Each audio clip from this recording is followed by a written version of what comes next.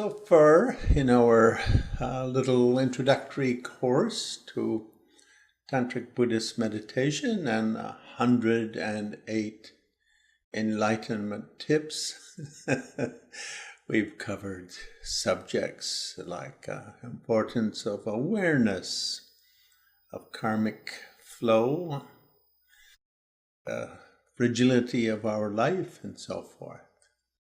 The great Atisha Dipankara Sri Jnana, known to Tibetan as Joje Palden Atisha, divides his way of presenting the Enlightenment teaching into three.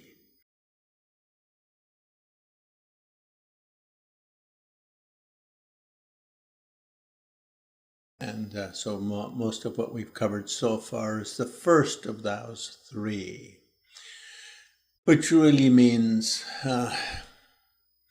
the generating a mind state that is able to gain control, if you will, over the driver's seat of one's own life, and how to make each day better, bigger, and more wonderful, more joyful, more creative, more positive, with the main emphasis being on improving one's own life and one's own karmic patterns, if you will. Karma here meaning work or activity, everything one does, everything one thinks, everything one says, trying to transform these from sort of unconscious outbursts into expressions of more enlightened consciousness or more enlightened mind. As Buddha said, if we gain control of our mind, we gain control of our destiny.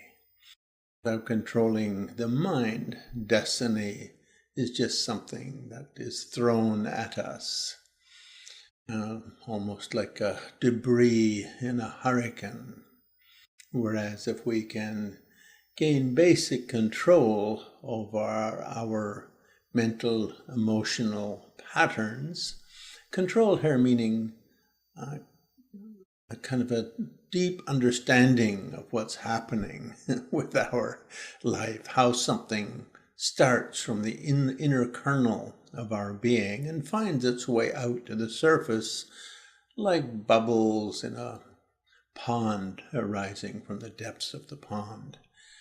Starts deep inside and then it comes out as a feeling and an emotion, and then it's an emotion and a thought becomes expressed in an action, either verbal action or physical action. And so Atisha, dividing into three, points the first thing we have to do in our spiritual career is to take control of the driver's seat of our life, and that this is done by means of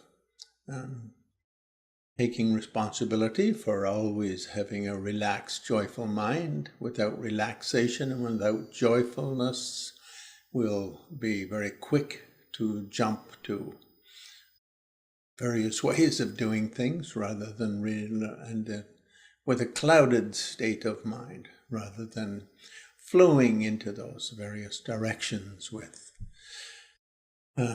clarity and with joy. And he bases this on Nagarjuna's Ratnavali, where Nagarjuna discusses two kind of basic levels of training. Atisha makes it three, and Nagarjuna in his Ratnavali discusses it as two, and the two being essentially the first being what we've covered so far, and the second being the ultimate aim of enlightenment. And so Nagarjuna calls that something like ultimate purpose or ultimate meaning or ultimate orientation. Now, the first Dalai Lama, in his great commentary to the Lojong tradition, says that with this ultimate purpose, we essentially, of the two ways of going, we should follow the way of the Samyak Sambodhi, of the great bodhisattvas. Follow the ways of the great universal heroes. In other words, we should ourselves become a great universal hero. And in terms of becoming a universal hero, he mentions we should cultivate cultivate from two sides, cultivate that state of consciousness from two sides. And the first being learning to have a deep appreciation of the value of mental clarity, emotional clarity, spiritual clarity. In Tibetan, it's literally taking an interest in enlightenment or something like that, learning to fully appreciate the benefits of a clear-minded state over a confused state, benefits to oneself and benefits to all others.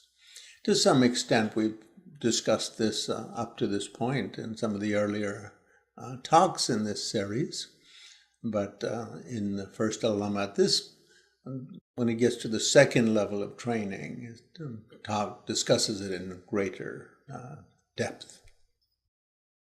And the other issue he brings up is how to take a deeper interest in living beings. And so I thought I would introduce that a little bit in today's Enlightenment tip.